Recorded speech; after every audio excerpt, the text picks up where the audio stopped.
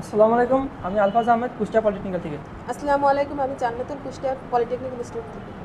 আসসালামু আলাইকুম, আমি মোহাম্মদ আলামিন বিশ্বাস, কুষ্টিয়া পলিটেকনিক। আজকের আমাদের project float place level switch ব্যবহার করে ইন্ডাস্ট্রিতে অটোমেটিক ওয়াটার পাম্প কন্ট্রোল।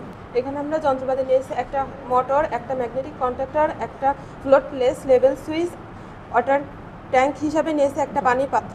এখন এই ফ্লোট প্লেস লেভেল সুইচ ব্যবহার করে আমরা কীভাবে অটোমেটিক ওয়াটার পাম্প কন্ট্রোল করতে পারি ইন্ডাস্ট্রিতে।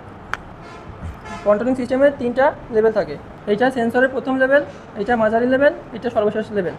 যখন পানি প্রথম লেভেল থেকে সেকেন্ড লেভেলে যাবে ততক্ষণ পর্যন্ত মোটর চলবে না।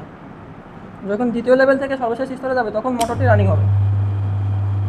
এখন যতক্ষণ পর্যন্ত ট্যাঙ্কি পানি দ্বিতীয় লেভেলে আসবে ততক্ষণ পর্যন্ত মোটর চলতে থাকবে। ট্যাঙ্কিতে যতক্ষণ পানি সম্পূর্ণ হয়ে যাবে, মানে প্রথম লেভেলে যখন আসবে তখন মোটরটি অটোমেটিকলি বন্ধ হয়ে যাবে। এইভাবেই ফ্লোট প্লেস লেভেল সুইচ ব্যবহার করে আমরা অটোমেটিক ইন্ডাস্ট্রিতে ওয়াটার পাম্প কন্ট্রোল করতে পারবো। এখন আমরা দেখবো ট্যাঙ্কি থেকে কারেন্ট আছে নাকি। কারেন্ট নাই, তাহলে ঠিক আছে।